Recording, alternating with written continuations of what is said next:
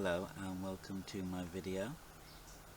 There's a lot in bloom at the moment, so if you join me I will show you around my garden. Here is one of my lovely peonies I wanted to show you. Huge blooms. And the first rose I wanted to show you is Lady of Shalott.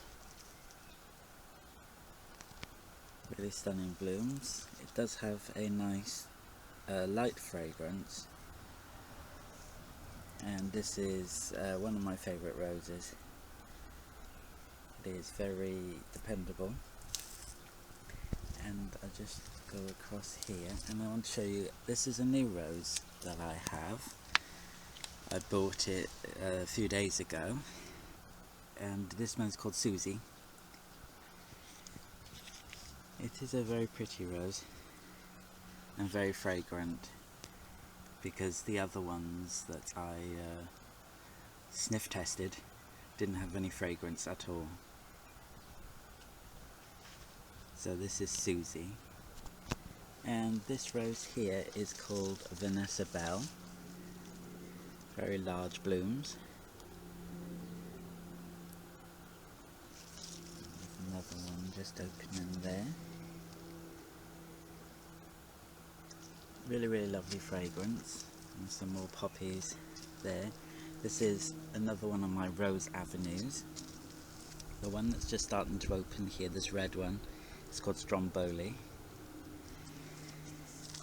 And I'll just talk you through some of the ones I have. So this one is called Etherus Double Fragrance, and is one of the most fragrant roses I have. It has a very strong spiced clove fragrance. Then that one there is called Dusky Maiden. Then that one is Loyal Companion. This one that has quite a few buds opening is called Lambada. And this one also with lots of buds coming is called Armada. And then we have Bonica, one of the best roses I have. This one here is called Madrigal. And this one just starting to open is called Emperor Charles. And then we have Bliss. And this rose here is called Storyteller. And this rose here is called Centenaire de Lourdes. It's just starting to open. Has a very light fragrance, but very nice. And this one here is called Creamy Parfumer. And then we have Adorable Parfumer, and they're all just starting to open. And this one here is called the Pearl, which is another Cordes rose, very healthy. And then this rose here is Sweet Honey. It's just starting to produce a bloom for me. Then we have Donahue. Lovely sonnetti there, and then this lovely rose here is called Golden Celebration. Really lovely fragrance, and this is a David Austin rose. This next rose here is called Fighting Temerary. It is well, it's not a widely grown David Austin. It has more open blooms, but it has the most lovely fragrance.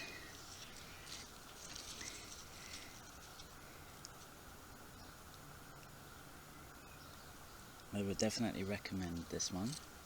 This rose here that's just starting to open is called Evelyn, which is an old David Austin. I had a bit of trouble with this in the wind, unfortunately. I lost quite a few canes, but I do have some new growth coming, so that's good. It's a little floppy, this one, unfortunately, but it has the most delicious fragrance. Here is the poppy border, and the campion, like I showed you in the last video, and the viburnum. And I just wanted to show you how beautiful these flowers are. And then we have some wallflowers and some tiarella. And then if you look here, we have Autumn Fire, a really stunning rose. Very healthy. And this lovely rose here is Margaret Merrill, I'll show you a side-by-side comparison of the frilly version from the last video and this one, and the blooms last ages. And the rose next to it is Olivia Rose Austin. Really lovely rose. And here's the original. It's just starting to go over, and a new bloom. It's just starting to open there. Lovely fragrance that one is. This rose here that's just starting to open is called Rose de Tolbach. It is a Cordes rose and a climber. And that's just starting to open. And here we have Alchemist. If I can show you a better picture of it this time around. Really lovely orange with a slight watermelon colour to it, is the only way I can describe it. Really lovely fragrance. To me it kind of reminds me of the mandarins that used to put in the trifles. That's kind of what the fragrance is to this one. And this rose here is called Eglantine. It kind of reminds me of like a smaller pink version of Emily Bronte, is how I would describe it. And then these ones that just starting to open is called Very Berry, which is a Finogena rose. And here we have Mary Rose. I can just shield the sun to give you an idea. A very beautiful rose.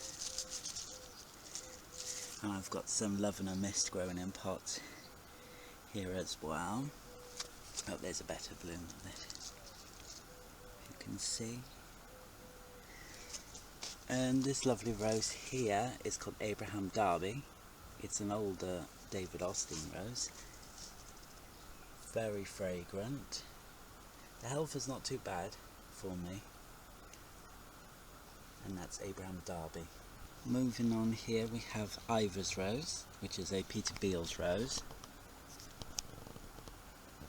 This is one of my favourites, and it has a really lovely fragrance to it.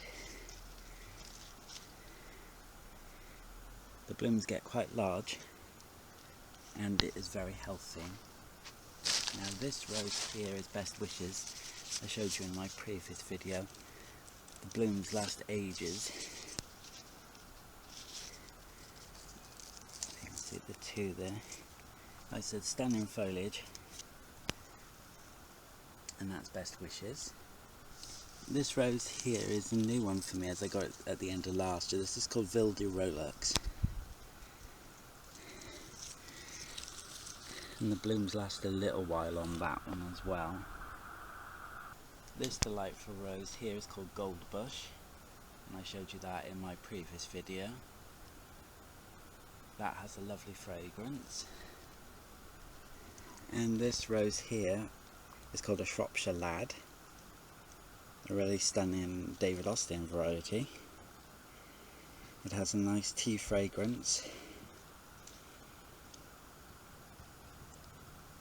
And there's quite a few blooms coming this year, so get to enjoy them. And here is another Shropshire Lad. You can see with the sun. There we go. Very stunning. And then this rose here is called James Galway. It only has a light fragrance, but I really love this one as it seems to cope with the heat quite well. And this is James Galway. And this rose here is called Sentimental. It is a stripy rose. I don't know how many of you have seen the new David Austin rose and what you think of it. To me, it's definitely what I would call a novelty rose, and I'm not sure if David Sr. would have approved of that being released. He was never a fan of what you would call novelty roses, even though it is similar to, say, like Rosamundi and other striped roses from the past. I don't think he would have appreciated it. But it's nice that they're trying something new and different.